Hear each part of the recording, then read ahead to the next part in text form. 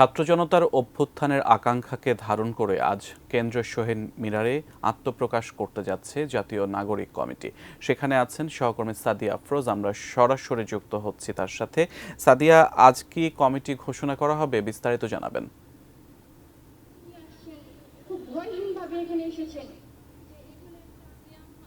বেলা 4:30 নাগাদ যে জাতীয় নাগরিক কমিটি গঠনের জন্য বা আত্মপ্রকাশের জন্য যে সময় দেওয়া ছিল সেটা কিছুটা পিছিয়ে 5টার দিকে শুরু হয়েছে। অর্থাৎ এখন এখানে যারা জাতীয় নাগরিক কমিটিতে নেতৃত্বে থাকবেন কিংবা যারা সদস্য হিসেবে থাকবেন তাদের পাশাপাশি এখানে যারা আন্দোলনের সময় শহীদ হয়েছিলেন সেই শহীদদের পরিবারদের অনেকে উপস্থিত হয়েছেন। তাদের পরিবারের সদস্যদের অনেকে এখন কথা বলছেন এবং তারা তাদের পক্ষ থেকে দাবি জানাচ্ছেন যে তাদের যারা স্বজন মারা গেছেন সেই স্বজনদের যাতে হত্যার বিচার করা হয় এবং যারা অপরাধী তারা যাতে শাস্তি পান।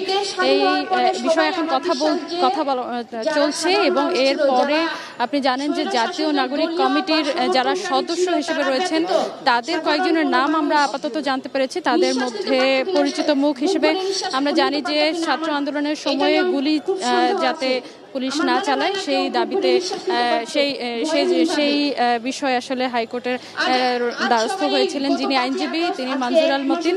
তিনি ছাড়াও আরও বেশ কয়েকজন পরিচিত মুখ আমরা শুনতে পেয়েছি যারা এই জাতীয় নাগরিক কমিটিতে রয়েছেন। তার মধ্যে ইউটিউবার সালমান মুক্তাদির ছাড়াও আরও কয়েকজন আমরা দেখেছি যে টেলিভিশন তারকা থেকে শুরু করে নাগরিক সমাজের অর্থাৎ আন্দোলনের সময়ে যারা সে সময়ে পরিচিত হয়ে উঠেছিলেন কিংবা সে সময়ে আন্দোলনকে পূর্ণভাবে সমর্থন দিয়ে গেছেন তাদের অনেককে আমরা দেখতে পেয়েছি। এখানে নাগরিক কমিটির একজন সদস্য ঢাকা বিশ্ববিদ্যালয়ের সাবেক শিক্ষার্থী মশিউর রহমান, তার সাথে আমার কথা হয়েছে।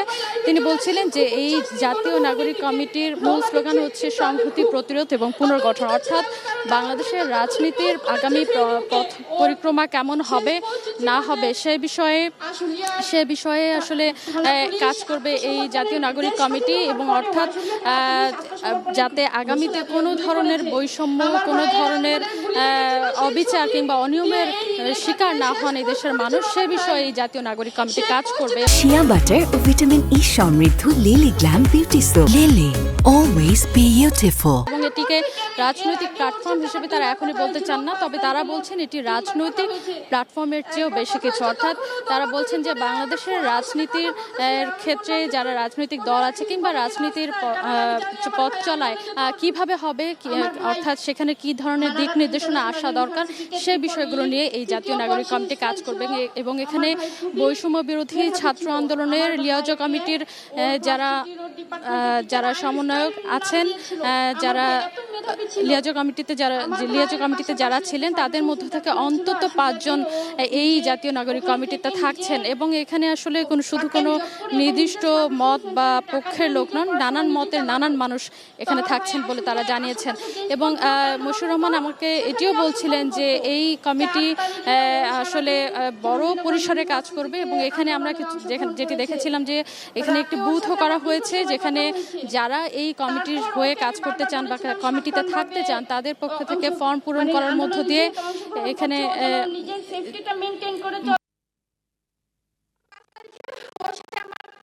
যখন কারফিউ দিল নতুন করে তখন আমার ভিতরে খুব আতঙ্ক কাজ করছিল যে এত কারফিউ দিয়েছে হয়তো আবার বন্ধ করে আবার হত্যাযজ্ঞ চালাবে যেভাবে জুলাই চালিয়েছিল। সে আতঙ্ক থেকে 5 তারিখ আমার 4 তারিখ সারা রাত আমার ভালোভাবে ঘুম হয়নি। 5 তারিখের ঘুম ভাঙার আমার খুব ভালো লাগছিল। আমি 5 তারিখে বারবার আমার ভাইকে ফোন দিচ্ছিলাম, ফোন রিসিভ করতেছিল না। আর পরবর্তীতে আমি জানতে পারলাম যে আশুলিয়াতে 9টা থেকে গোলাগুলি শুরু হয়েছে। আশুলিয়ার থানা পুলিশ, স্থানীয় যে আওয়ামী লীগ, ছাত্রলীগ, স্বেচ্ছাসেবক লীগের যারা ছিল সবাই মিলে এই বাইপেলকে ছাত্রদের দখলে যেন না যেতে পারে, বাইপেল ছাত্ররা যেন আন্দোলনে একত্রিত না হতে পারে সেই জন্য এই পুলিশ সহ আওয়ামী লীগের সকলেই এই গোলাগুলি শুরু করে দিয়েছে সকাল 9টা থেকেই।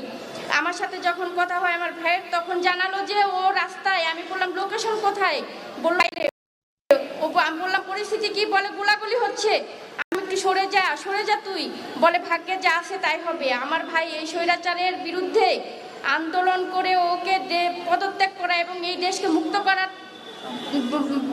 করা ছাড়া সেই আন্দোলন থেকে সরে যাওয়া এটা কোনোভাবেই ওর পক্ষে সম্ভব ছিল না। এই দেশকে মুক্ত করার নিয়ে ও জীবন বাজি রেখে এই আন্দোলনে অংশগ্রহণ করেছিল। সর্বশেষ আমার ভাই যখন স্ট্যাটাস দেয়, তারপরে অনেকবার ফোন দেই, সর্বশেষ আমার ভাই 4:13 আমার ফোন রিসিভ করেছে, 8 সেকেন্ড কথা বলেছে। আমি বলেছিলাম বিস্তারিত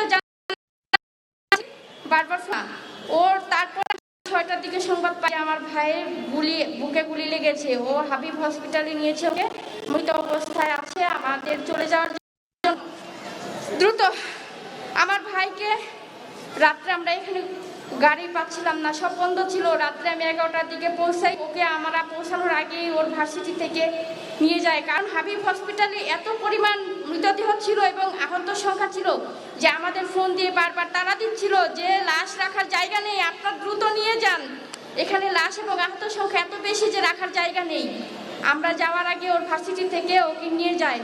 আমি গিয়ে দেখি আমার ভাইয়ের ওর ভার্সিটির গাড়িতে রেখে দিয়েছে, আমার ভাইয়ের রক্তে ভিজে গেছে গাড়ির সিট।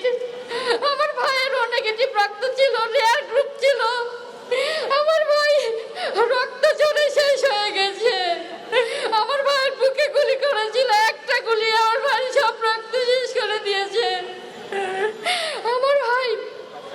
আমার ভাই সহ যত শহীদ হয়েছে, যত ছাত্র এবং জনতা শহীদ হয়েছে, ওরা যে বাংলাদেশের স্বপ্ন দেখে শহীদ হয়েছে, ওরা তো শহীদ হয়েই গেল। সেই বাংলাদেশ তো পড়ে আছে, সেই শেখ হাসিনা তো দেশ ত্যাগ করে নিজের জীবন বাঁচিয়েছে, কিন্তু এই বাংলাদেশে তার সেটা রয়ে গেছে, তার সব তার মনের মতো সবাইকে সে সব জায়গায়, প্রশাসন থেকে শুরু করে সব জায়গায় সেট আপ করে দিয়ে গেছে। এই বাংলাদেশের অনেক সংস্কার প্রয়োজন, অনেক পুনর্গঠন প্রয়োজন। আমরা শুনছিলাম শহীদ আহনাফের বড় বোনের কথা, অর্থাৎ ছাত্র আন্দোলনে যারা শহীদ হয়েছেন তাদের স্বজনরা যেহেতু এখানে আছেন, তাদের অনেকেই তাদের অনুভূতি প্রকাশ করছেন। তারা